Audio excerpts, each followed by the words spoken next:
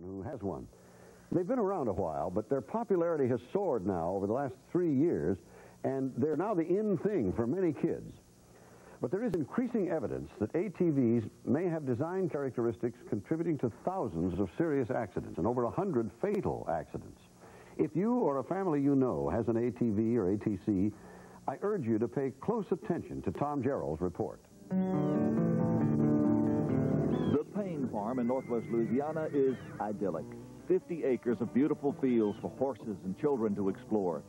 Bill Payne got a horse for every grandchild, including John and Laura and young Billy. Grandpa Payne wanted even more to amuse the youngsters. He was inspired by a commercial like this. Honda invented three-wheelers so families could have more fun together. I could see on commercials that all of the families getting together, riding the trails and the paths, and I said, man, that would be just such fun for these children. And Bill Payne's barn is cluttered with three-wheelers, but the roar of their engines was silenced last July when the machines they'd bought for fun for the kids nearly killed young John Spain Jr., who was on a vacation visit. It happened on the road leading to the farmhouse when John was rushing on his ATV to deliver an empty gasoline can to his grandmother. I was riding down this road right here and went through the hole and it flipped. The machine flipped over so fast, John still doesn't know what happened. I heard a scream from down at that road, and it was my wife. And Grandpa came to the rescue in his pickup. of course, the blood was shooting out of his arteries in his hand here, in his arm, and his little arm was laying on the side, and she grabbed the arm that was laying there, and with one hand and put her thumb under that artery under his arm to keep the blood from and stop the flow of the blood. And the boy's arm, dangling by a sliver of flesh, was miraculously reattached. And through extensive therapy, John may one day regain some use of it. His father, John Spain Sr., the news director of our affiliate WBRZ in Baton Rouge, was outraged over the serious injury his son had suffered from what he thought was a harmless machine. He began investigating ATV-related injuries in local hospitals.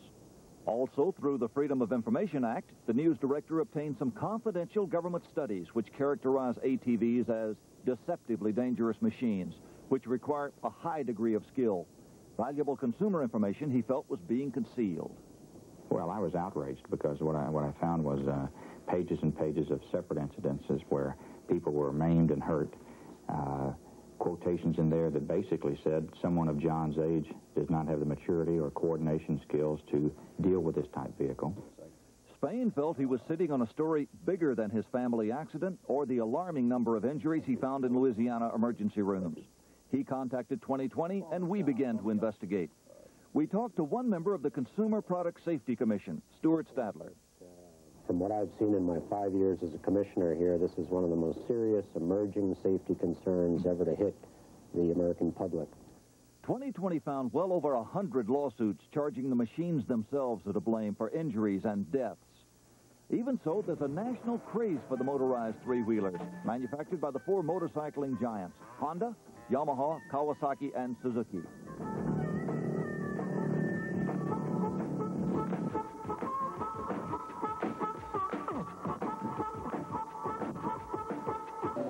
There are 1.8 million of them in the U.S., and today sales are climbing.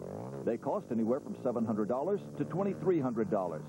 Because they're designed for off-road use only, they're not automatically covered by any federal safety regulations. Their big salt balloon tires have made them especially popular in the sand belt, like the deserts of California, the snow belt, like the icy trails of Alaska, and the mud belt, like the swamps of Louisiana, where we went riding and sliding.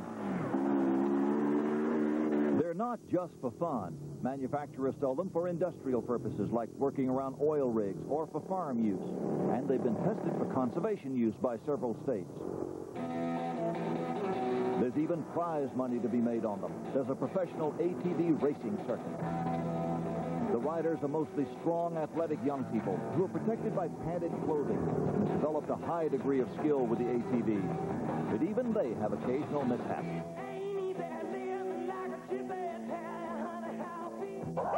The craze doesn't stop at the race course. ATVs have become the focus of weekend happenings. Hundreds of enthusiasts gather in remote locations prepared to camp out for weekend parties. centered around their kids and ATVs. They're a family affair. We found Dad serving as the pit crew for 8-year-old Raymond. I've done it 3 years. He's one of scores of youngsters out on this day pressing their skills to the limit. The challenge is to run the machines as hard and fast and close to tipping over as possible. Raymond's so small he can't fuel or start his big machine without help. Once it's fueled and fired off, he returns to the mayhem.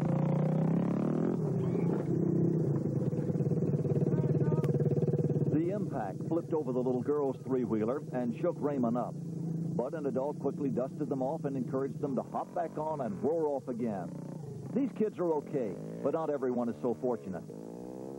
At the Yuma Regional Medical Center emergency room, they see as many as 50 ATV accident victims on a holiday weekend. Dr. Marco Reiser, who works in the Yuma emergency room, got on a three-wheeler to describe one of the most serious types of injuries. The ATC came off the ground. They were now off the seat. When the ATC landed, they came down hard on the seat, weighting their spine to the point where the bones of the spine collapsed. In Minnesota, Donette Moon, age 14, was barely left alive with severe brain injury from her ATV accident. In Louisiana, Lanny Scroggs, at age 24, is a quadriplegic from his ATV accident. Probably would never walk again, have limited use of my arms and hands.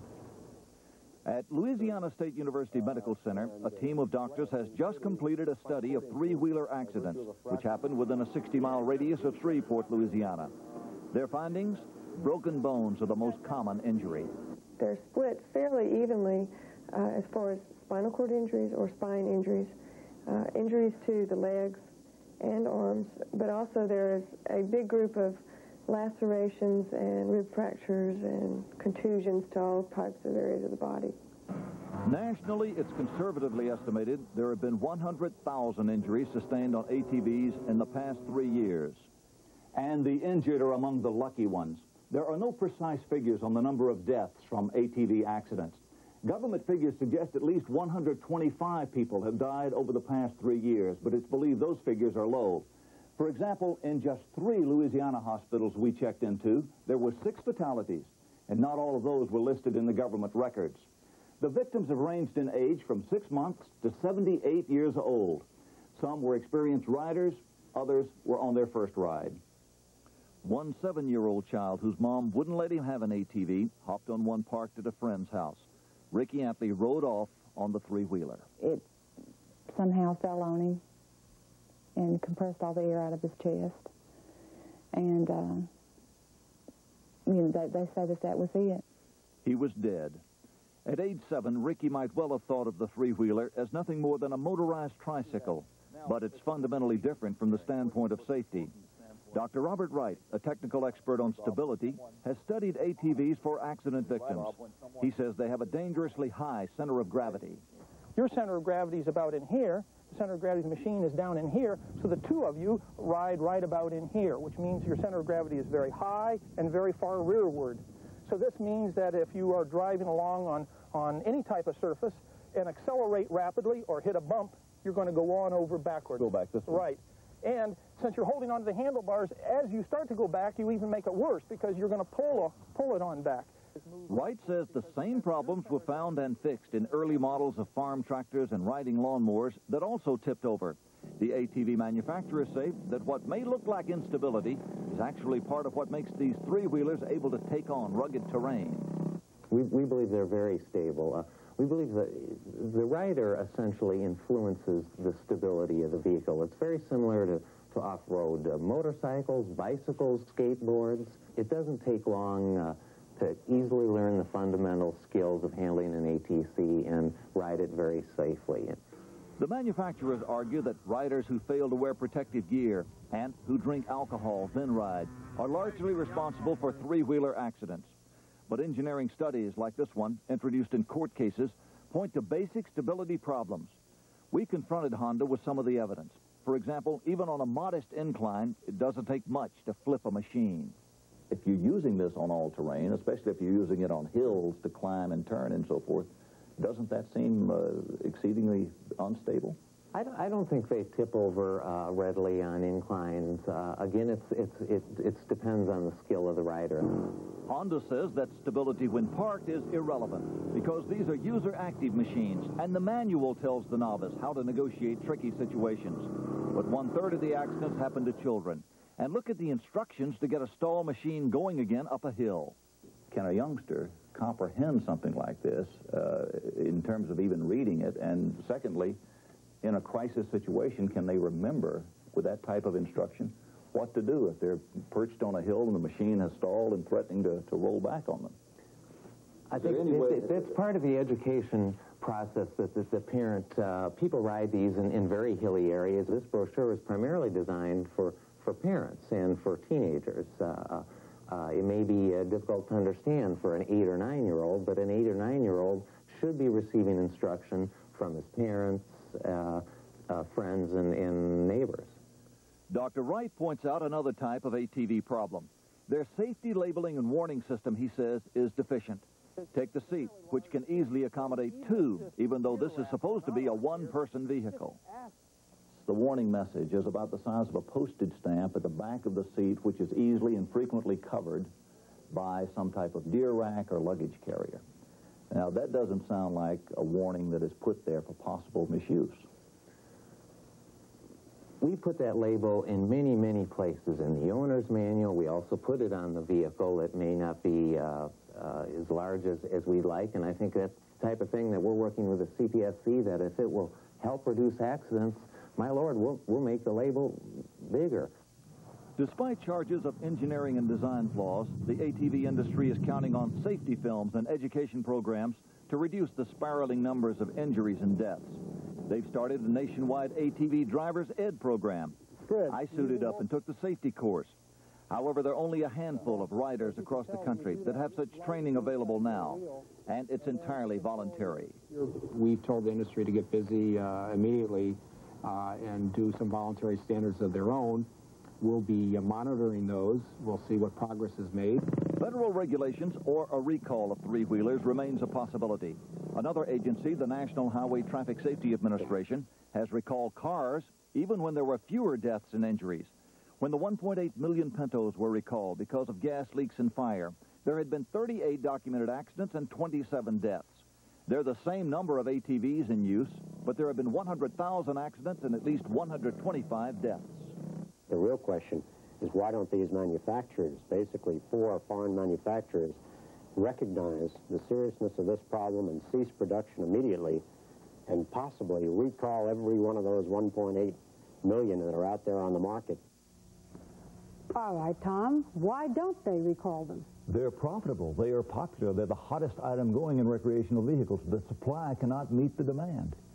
Well, is the government going to do anything, or does this just go on? They've got like a $500,000 set aside to study the problem, which probably would take about a year. In that year's time, you're going to have roughly 500,000 more ATVs out on the roads and back trails. They're that popular. They certainly are. Unless maybe this program can make a difference. Well, the Consumer Product Safety Commission has the power to act on an emergency basis and move immediately on something, but it's up to them. Let's hope they do. It's a matter of life and death, isn't it? For some people, certainly. Thank you, Tom.